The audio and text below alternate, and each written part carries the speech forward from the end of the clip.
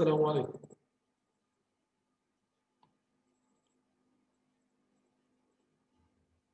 السلام عليكم ورحمة الله وبركاته.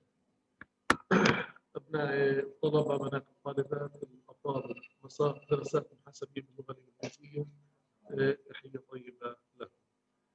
بود الحديث باختصار عن موضوع الاختبارات النهائية وتوزيع الدرجات بشكل عام. كما هو معلوم لكم أنه إن شاء الله الجداول تقريبا جهزت أو على وشك تجهز بشكلها النهائي. اختبارنا من ضمن الاختبارات المدرجة إلكتروني، من ضمن الاختبارات المدرجة إلكتروني حتى هذه اللحظة، من ضمن الاختبارات المدرجة ضمن التقديم الإلكتروني. حيكون اختبارنا عبارة عن مجموعة أسئلة اختيار من متعدد وصح وخطأ، قوامها تقريبا 35 سؤال ب 35 درجة، ب 45 درجة. حيكون عندنا 5 درجات مبنيات على سؤال نظري أو له علاقة بالفهم أو شيء. عندنا احنا الفصول اللي درسناها، الفصل الأول كان في إطار نظري وموضوع الانتجريتد ريبورتنج اللي هو المرشح بدرجة رئيسية. الفصل الأخير للأسئلة اللي لها علاقة بالإطار النظري. الأسئلة الاختيار المتعدد والصح والخطأ غالبا حتكون ذات الطبيعة عملية. يعني أنا ممكن أجيب لك السؤال كامل، أجيب لك إياه كامل، ومطلوب منك تشوف هذا الفقرة صح ولا خطأ. يعني القيد كامل في حالة كذا بنكتب كذا، في حالة كذا بنكتب كذا، وأجيب لك القيد كامل ونتحدث عنه، بالإضافة لمجموعة من الاستفسارات اللي لها علاقة بالإطار النظري بالصح والخطأ والاختيار المتعدد. إذا نتفق مبدئيا وفقا لما أبلغنا به وحتى هذه اللحظة ما لم يحدث تغيير، بالتبع نظل لآخر يوم ولآخر لحظة الجداول.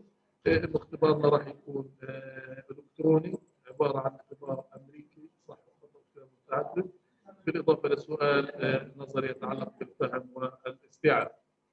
هذا بشكل عام إن شاء الله. واي استفسارات منكم ان شاء الله جاهزين نجيب عليها، حتى المساله ان شاء الله تصبح جليه للجميع وتكون يعني جاهزين ان شاء الله للاختبارات. تفضل يا اسراء، اعتقد تحرير او اسراء، تفضل. دكتور، البنات بيسألوا أنه فصل من الاختبار. الاختبار في جميع الفصول، هذه مادة محاسبة مترابطة ومتكاملة. الاختبار في جميع الفصول التي تم تدريسها، بالإضافة اللي في الكتاب، بالإضافة للفصل اللي أخذناه ويتعلق بالانتجريتد ريبورت.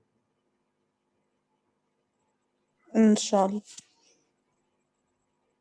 تمام. إذا غير مستثنى من المادة اللي درسناها أي شيء، لأنها مادة متداخلة ولا يمكن عزلها عن بعضها، فكلها إن شاء الله مطلوبة معنا في الاختبار النهائي. طب يا دكتور، الامتحان هيكون في البيت ولا في الجامعة؟ أستاذنك بس رفع الصوت. الامتحان يا دكتور هيكون في البيت ولا بالجامعة؟ هو أنا عمليا مش سامع السؤال الحقيقة إطلاقا، مش عارف إيش الاستفسار أو شيء.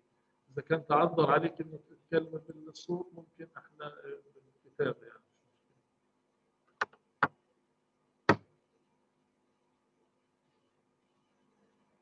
شايف أنا بس الأسئلة اللي موجودة معانا غالبا الامتحان حيكون بالبيت ولا بالجامعة.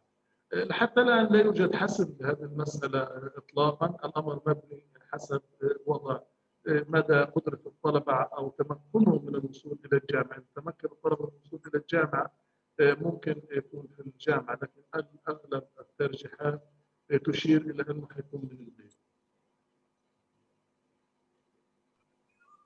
دكتور، في إمكانية تعمل لنا محاضرة وجاهي يوم السبت؟ في الظاهرة لا يوجد لدي مشكلة، أنا موجود هنا إن شاء الله. بيافا، لأنه عندي امتحان بيافا بعد امتحاني. لو الكل بيجي على يافا أقرب للكل. هو بتضل المسألة توافقية وصحيح أقرب للكل. وأنتم عندكم امتحان تطبيقات، يعني مش عايزكم أنا على هامش امتحان، حددوا لكم يوم بأريحية وممكن نعمل محاضرة وجهية أو غير وجهية. ممكن أنا أزودكم بأنماط اختبارات تيسر المسألة يعني. بس غالبا أنا موجود السبت، يعني زي ما أنتم مرتبطين بامتحان في يافا أنا موجود مرتبط بموعد في الزهرة. بس هي الموضوع. لا يا دكتور، خليك بيوم بالأسبوع هذا، يعني مش لازم السبت. معناته إن شاء الله متروكة لحوار إيش أنتم بتتوافقوا إن شاء الله قصدينا. خلاص إن تمام شاء يا الله. دكتور. تمام، هيك الأمور واضحة إن شاء الله. تمام. أتمنى لكم إن شاء الله مستقبل مزهر، وإنه تكونوا بأعلى الدرجات وتنالوا رضا رب العالمين ورضاكم عن أداء. بالتوفيق إن شاء الله. إن شاء الله، يعطيك العافية دكتور. الله يعافيك.